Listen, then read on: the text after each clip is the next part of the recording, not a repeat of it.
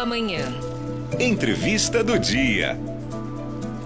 E hoje nós vamos exibir aqui no Nova Manhã Araçatuba a segunda entrevista, aliás, a terceira entrevista da série com personalidades negras de Araçatuba em comemoração ao Dia da Consciência Negra, dia 20, sábado próximo.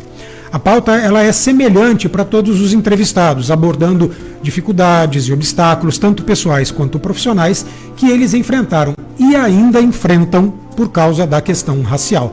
Hoje você acompanha a fala da advogada Gabriela Reis.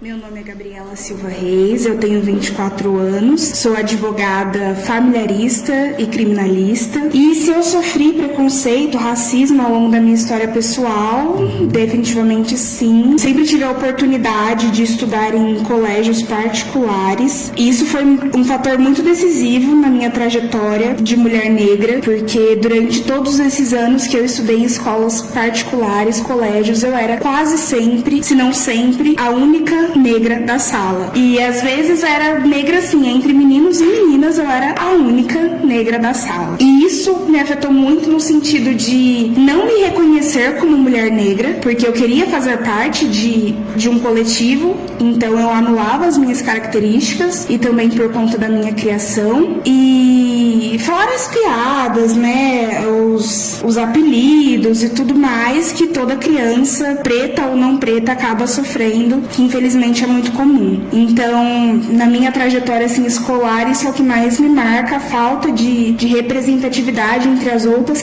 crianças, e sem falar nos professores também, que eu tive pouquíssimos professores negros, tive pouquíssimo contato, né, no colégio com a história da ancestralidade africana e tudo mais. Na faculdade também isso veio de uma forma muito forte, que ao longo dos 5 anos da minha graduação eu só tive um professor negro, né? Na minha sala tinha outras meninas negras, mas ao longo dos anos foi diminuindo também essa taxa, né? No final não formaram todas as pessoas, e isso era um fator que me pegava muito, porque eu olhava, quando a gente não se identifica no lugar, a gente se questiona se é aquele lugar mesmo que a gente deve estar. Tanto que na minha formatura, meus pais, eles vieram pra cá e aí eles foram na festa, e minha mãe e minha avó, elas não ficaram uma hora, elas foram embora, elas não se sentiram confortáveis no lugar, e isso me pegou bastante, porque é aquele lugar de não pertencer, né, não identificar, não se sentir confortável, e é uma coisa que me marca muito, porque eu sempre tento seguir em frente, assim, por mais que às vezes eu me sinto expulsa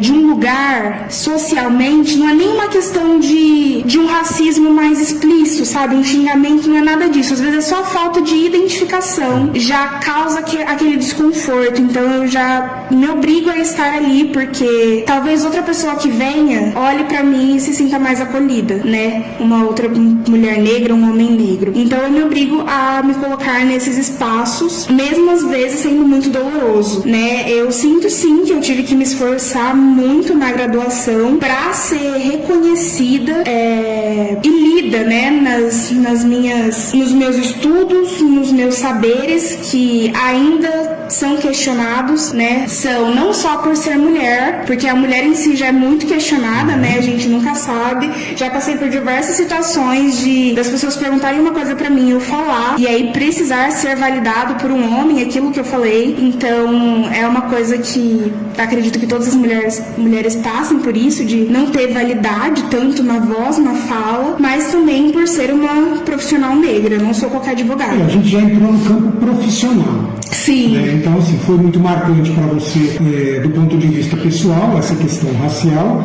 e continua na vida profissional, na vida adulta. Sim, continua. Eu acredito que já não de forma tão intensa, porque hoje eu já não enfrento tantas dificuldades, assim, talvez eu esteja calejada, talvez seja essa palavra. Você já tem um entendimento.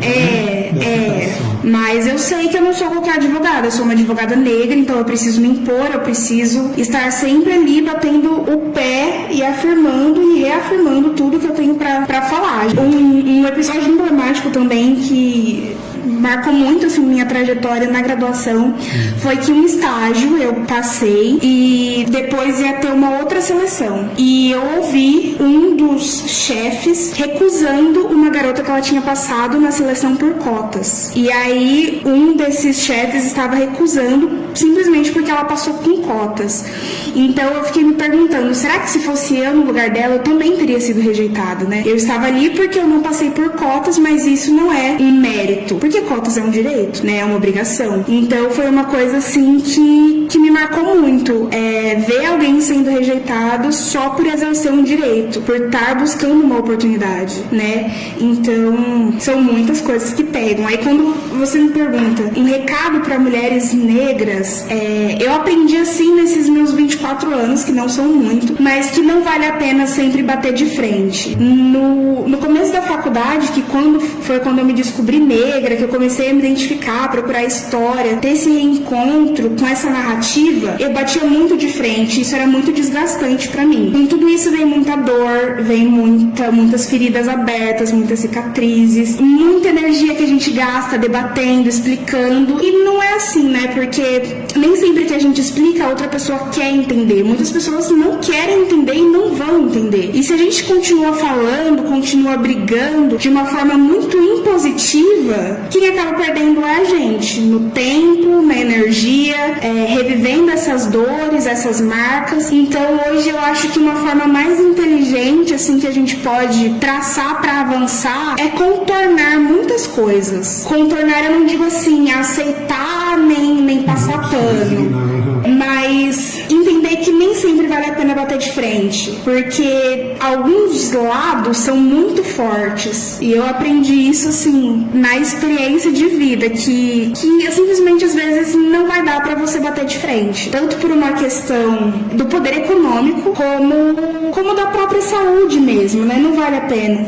Então eu sempre acho que é investir na gente, no tempo, na nossa saúde, no que a gente quer fazer, nas nossas experiências profissionais, no saber. O conhecimento é poder, a linguagem é poder. Então voltar todo esse tempo e essa energia para construção e fortalecimento do eu e de outras pessoas pretas, né? Eu não gosto de falar de racismo para pessoas brancas, eu gosto de falar sobre a história do povo preto para o povo preto, exatamente para resgatar essa herança de saber, de conhecimento, de experiência, de linguagem, de vivência, de cultura, que tudo isso foi perdido, foi apagado. Então, do lado da pessoa branca que conta a história do povo preto, a gente tem o homem preto que se deixou escravizar e que foi um sujeito passivo de toda uma agressão. Enquanto do lado do povo preto, a gente tem reis, rainhas, heróis, pessoas que lutaram, pessoas que conquistaram muitas coisas e que essa história não chega. Então, a gente precisa se identificar com o outro lado da história. De Araçatuba, Marcelo Teixeira para o Nova Manhã.